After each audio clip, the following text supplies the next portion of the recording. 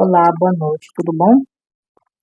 Hoje vamos estudar o nosso próximo subtópico, que é Pesach, P-E-S-A-C-H, que é a expressão hebraico da Páscoa. Na verdade, é um pouco do assunto, continuidade do vídeo anterior, porque a lição se dividiu, né, assim, dessas duas formas. É só alguns complementos. Também vou aproveitar a oportunidade para fazer uma correção do vídeo anterior. Enfim, antes de iniciar, de entrar no assunto, farei uma breve oração para que o Espírito Santo esteja conosco. Ele é o nosso professor e ele que nos ajuda na compreensão. Amado Pai, obrigada, Senhor, pela oportunidade de podermos estudar e abrir a Bíblia, Senhor, a Tua palavra. Em nome de Jesus Cristo, por favor, Espírito Santo, permanece conosco, nos orientando, nos ajudando, que seja conforme a Tua vontade, meu Deus. Em nome de Jesus. No capítulo 12, Moisés, quando orientou os israelitas como é que deveria ser ali a celebração da Páscoa, veio mostrando, Deus deu a ele as orientações de como deveria ser feito o cordeiro. Porque o cordeiro, como eu já falei em vários vídeos, não foi só no de ontem, significa Jesus, eis o cordeiro de Deus que tira o pecado do mundo. Então, o cordeiro, ele, quando fosse preparado, não era um cordeiro qualquer, ou seja, com a pata quebrada, com a unha quebrada, com algum problema, com defeito. Não poderia ser isso. Desde o sacrifício que o sacerdote realizava lá no santuário, o cordeiro teria que ser perfeito, como Jesus. E assim foi a celebração da Páscoa. O cordeiro, ele deveria ser preparado inteiro, sem que fosse quebrado nenhum osso, porque representava que Jesus deveria morrer por nós. E dessa forma era a representação da perfeição do sacrifício de Cristo. Quando nós pegamos ali o livro de João, capítulo 19, 36, nós iremos encontrar essa afirmação, que diz o seguinte: e outra vez, João 19, 36, e isto aconteceu para se cumprir a escritura, nenhum dos seus ossos será quebrado. Porque quando os soldados, Jesus foi crucificado, o que foi que os soldados fizeram? Aqui mesmo nesse capítulo 19, vamos ver que os soldados fazem o seguinte, 19, capítulo 19, versículo 31. Então os judeus, para que no sábado não ficasse os corpos na cruz, visto como era a preparação, pois era grande o dia daquele sábado, rogaram a Pilatos que se lhes quebrasse as pernas e fossem tirados. Os soldados foram e quebraram as pernas ao primeiro e ao outro, que com ele tinha sido crucificado, ou seja, quebrou os braços e as pernas dos dois homens que estavam na cruz com Jesus, os dois ladrões. Chegando-se, porém, a Jesus, como vissem que já estava morto, não lhe quebraram as pernas, mas um dos soldados lhe abriu um lado com uma lança e logo saiu sangue e água. Eles pegaram a lança e enfiaram em Jesus, ao lado, né? Vamos dizer assim, do abdômen aqui abaixo. Mas eles não quebraram as pernas. Então Jesus saiu inteiro, como se cumpriu o que foi dito pelo profeta Isaías. As ervas amargas que eram comidas, que foi Deus que orientou, para que o povo fizesse isso naquela noite que eles foram libertos da escravidão do Egito. Essas ervas eram comida junto com o cordeiro. Elas representavam os anos de sofrimento do amargura do cativeiro egípcio. E tem uma coisa interessante também, que quando eles foram passar o sangue nos umbrais das portas das suas casas, eles usavam uma planta chamada isopo. Se vocês procurarem na internet, isopo vai aparecer como é que ela é, essa planta. Então eles pegavam o isopo e passavam, pegava o sangue com essa planta e passava nos umbrais da porta. Essa erva, tanto que lá no Salmo 51:7, Davi usou a seguinte expressão: purifica-me com isopo e ficarei limpo. Lava-me e ficarei mais alto do que a neve. Então, assim, eu só trouxe aqui esses pequenos complementos que não deu para falar ontem, porque não era o tema de ontem. E, aproveitando a oportunidade, eu quero fazer a correção da seguinte coisa. Ontem eu falei isso no vídeo de ontem, anterior, que 9 pragas era referente a cada um deus do costume, né, ali a cultura deles, do rei do Egito, mais a sua população que adorava a cada um deus. Na verdade, todas as 10 pragas eram a relação às pragas aos deuses que eles adoravam. E uma coisa interessante que o Espírito Santo me lembrou é que em Êxodo 20, a gente tem ali uma coisa que Deus fala logo no primeiro mandamento. Não farás para ti, não, no primeiro mandamento, não terás outros deuses diante de mim. Não farás para ti imagem de escultura, nem semelhança alguma do que há em cima nos céus, nem embaixo na terra, nem nas águas debaixo da terra. Não as adorarás, nem lhes dará culto, porque eu sou o Senhor teu Deus, Deus zeloso, que visita a iniquidade dos pais nos filhos, até a 3ª e 4ª geração daqueles que me aborrecem. Por que eu estou trazendo essa correção?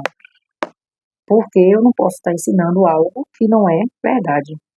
Todas as 10 pragas eram uma referência a cada um dos deuses que eles tinham ali o costume, a cultura deles, eles eram idólatras. Tanto que Deus fala sobre isso, no sentido de, quando ele deixa os 10 mandamentos, e também Faraó, ele deveria reconhecer e confessar que Deus era supremo e que o seu poder estava acima dele, do rei do Egito e da nação que ele governa.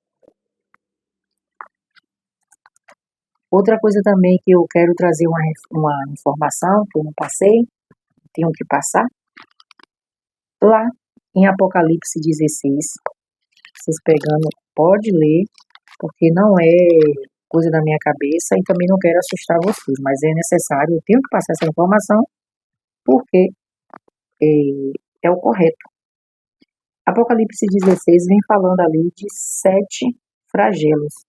Antes da volta de Jesus Cristo, haverá os 7 pragas. Com o Egito foram 10 pragas. Antes da volta de Jesus, ocorrerá, Deus enviará, vai ter 7 pragas. É para vocês ficarem assustados? Não, gente, porque Deus deixou aqui para a gente estudar. Para a gente se preparar, para a gente se arrepender. Deus foi longânimo e misericordioso com Faraó e toda a sua nação. Em nenhum momento Deus queria exterminar aquela população. Deus foi longânimo e misericordioso com a população que estava junto com Noé. A arca não foi criada para os animais, era para levar gente. Mas quando Deus viu que o povo não quis aceitar de graça, Deus botou os animais. E foi Deus que fechou a porta da arca, não foi Noé. Deus também foi longânimo e misericordioso com as pessoas de Sodoma e Gomorra, tanto que Moisés intercedeu foi conversar. Eu falei orar, mas não foi orar, foi conversando com Deus, porque ele foi considerado amigo de Deus, ele tinha essa liberdade, e ele foi conversando ali, pleiteando por cada pessoa. É só pegar lá o capítulo 18 e vai ter todo ali a história sendo que foi escrita, para que nós, hoje, nós estamos aqui lendo sobre a Bíblia, o que está na Bíblia. É bíblico, é verdadeiro. Foi Deus que inspirou homens como nós. Então, devemos sim dar credibilidade. Então, devemos nos preparar, orar a Deus, pedir entendimento e ler Apocalipse acompanhado do livro de Daniel. Eu só estou fazendo isso porque o assunto não tinha muita coisa para falar. O vídeo anterior eu falei muitas coisas da lição e trazendo só essas informações que se faz necessário. E antes de encerrar, eu quero deixar aqui uma frase da escritora norte-americana. Eu costumo ler alguns livros dela, e uma das frases que ela escreveu foi o seguinte: o Senhor não abandona a ovelha ferida para que Satanás a despedace. Ele sempre a fortalece em sua fraqueza. Ovelha ferida é nós, é seres humanos, porque João escreveu quando Jesus disse que ele é o bom pastor e as ovelhas ouvirão a voz dele. Ovelhas é uma referência a gente, a pessoas. Ovelhas somos nós. Então, o Senhor não abandona a ovelha ferida para que Satanás a despedace. Ele sempre a fortalece em sua fraqueza. Ele liberta aquele que o poder de Satanás prova e tenta. E nunca abandona quem confia nele. Quem afirma ser filho ou filha de Deus deve confiar sempre em Jesus. Fazer o contrário é negar o fato de que ele nos ama.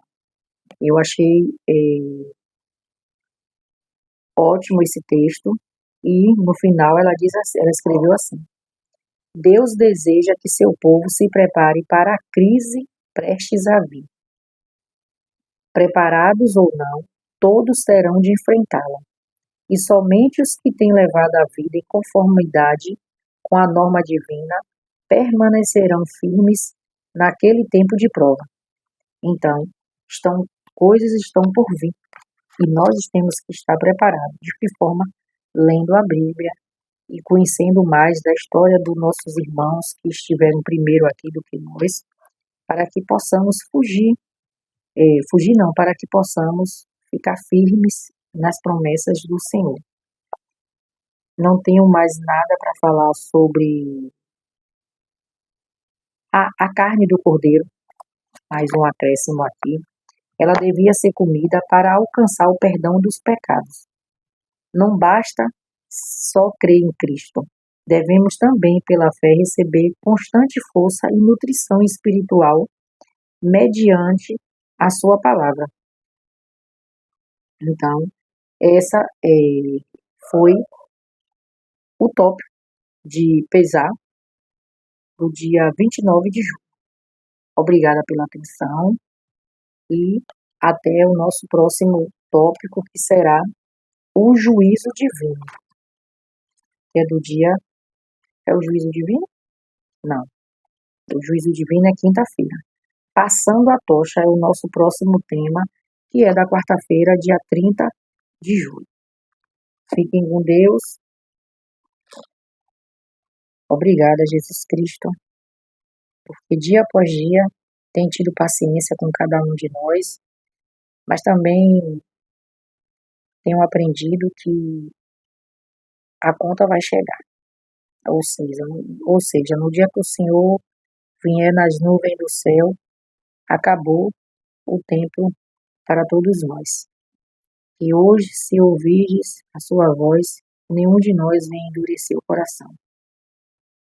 Que o Senhor nos ajude, mais uma vez, Espírito Santo, para que possamos tomar as decisões certas, fazer o que é certo, deixando as consequências com Deus. Obrigada por esta oportunidade de sempre aprender mais, porque precisamos aprender.